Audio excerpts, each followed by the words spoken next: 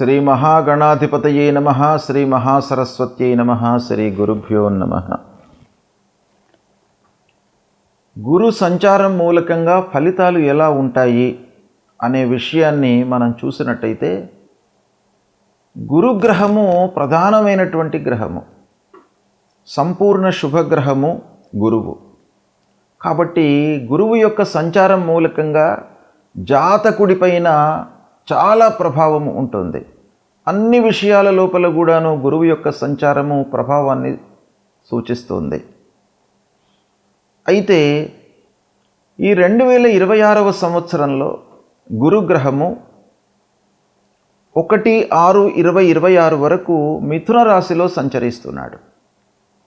గత సంవత్సరము 5 డిసెంబర్ 2025లో ప్రవేశమయ్యి 1/6/2026 వరకు మిథున రాశిలో సంచరిస్తున్నాడు. ఇందులో కొంత భాగం వక్రించి సంచారం జరుపుతున్నాడు, తదనంతరం రుజుమార్గంలోకి వస్తున్నాడు.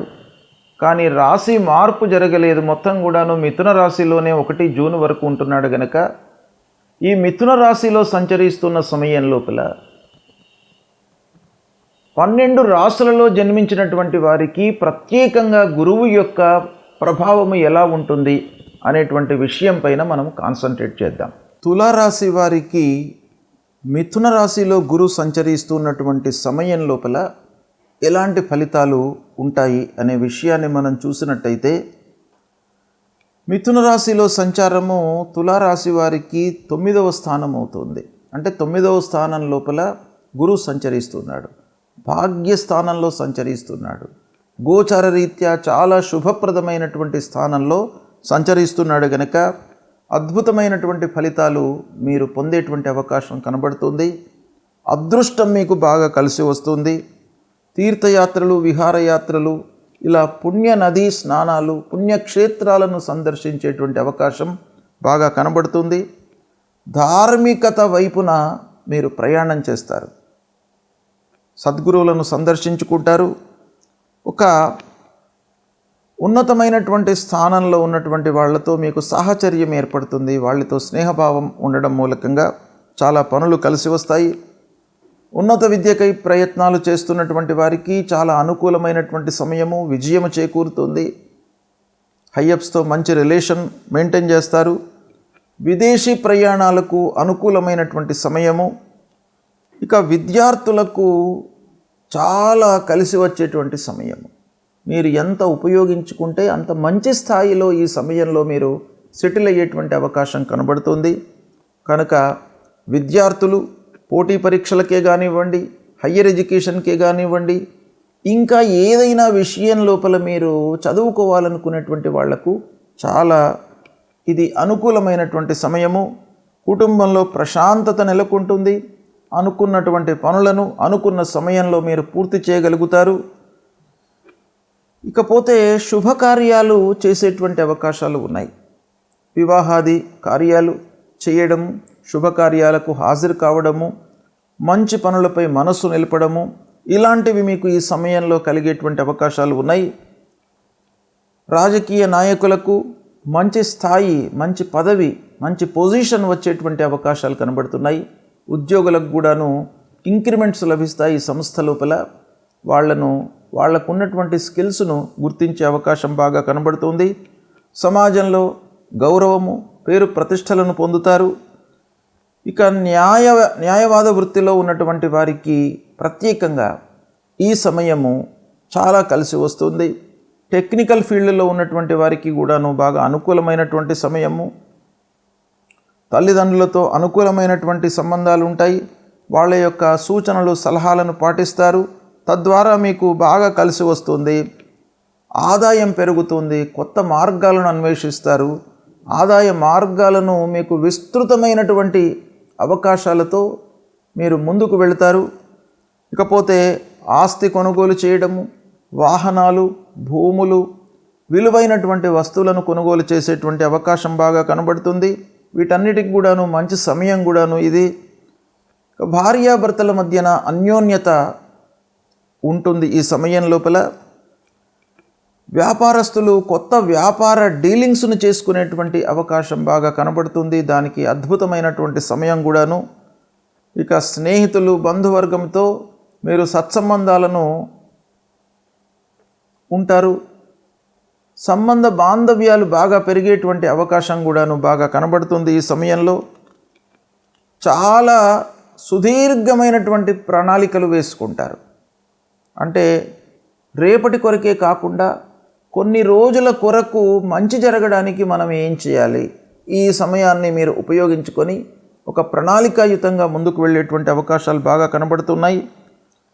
పూర్వము ఏవైతే మీకు అడ్డంకులు ఏర్పడ్డాయో ఈ సమయంలో అవన్నీ కూడాను తొలగేటువంటి అవకాశాలు బాగా కనబడుతున్నాయి. ఆరోగ్యము మెరుగవుతుంది. మంచి ఆలోచనలతో ముందుకు వెళ్తారు. ఆలోచనలను అమలుపరుస్తారు ఇమ్మీడియట్గా. దాన్ని తాత్సారం చేయకుండా మంచి ఆలోచనలను స్ఫురించగానే వాటిని అమలుపై మీరు మనస్సు నిలుపుతారు. ఇకపోతే ముఖ్యంగా శుభకార్యాలకు ఇది చాలా అనుకూలమైనటువంటి సమయము. మంచి పనులు చేస్తారు. గృహ నిర్మాణాది కార్యక్రమాలు చేపడతారు. వివాహ ప్రయత్నాలు అనుకూలిస్తాయి. ఇలా తులారాశి వారికి ఈ మిథున రాశిలో గురు సంచరిస్తున్నటువంటి సమయము చాలా కలిసి వస్తుంది. ఈ సమయం ఏంటంటే 5 డిసెంబర్ 2025 నుండి 1/6/2026 ఈ వ్యవధి లోపల మిథున రాశిలో సంచరిస్తున్నాడు. అంటే భాగ్యస్థానంలో సంచరిస్తున్నాడు కనుక చాలా మీకు కలిసి వస్తుంది. మీ వైపు నుంచి ఒక స్టెప్ వేసినట్టయితే భగవంతుడు మీకు అనుకూలమైనటువంటి పొజిషన్ను ఇచ్చేటువంటి అవకాశం ఈ సమయంలో బాగా ఉంది. దీన్ని సద్వినియోగపరచుకోండి. గురువు మిథున రాశిలో సంచరిస్తున్నటువంటి సమయం లోపల మన జన్మరాశికి 2, 5, 7, 9, 11 స్థానాలలో సంచరిస్తున్నట్టయితే, అంటే మన జన్మరాశి నుండి 2వ స్థానంలో కానివ్వండి, 5వ స్థానంలో కానివ్వండి, 7వ స్థానంలో కానివ్వండి, 9వ స్థానంలో కానివ్వండి, 11వ స్థానంలో కానివ్వండి సంచరిస్తున్నప్పుడు గురువు మనకు శుభ ఫలితాలను ఇస్తాడు. కనుక ఈ సమయంలో మనము గురువు విషయమై పరిహారం చేసుకోవాల్సినటువంటి అవసరం లేదు. కేవలం మీరు గురువును సందర్శించుకోవడము, నిత్యము పూజించేటువంటి దేవతను పూజించినట్టయితే మీకు సరిపోతుంది. ఇక 1, 4, 10, 12 స్థానాలలో సంచరిస్తున్నప్పుడు మధ్యమ ఫలితాలను ఇస్తాడు.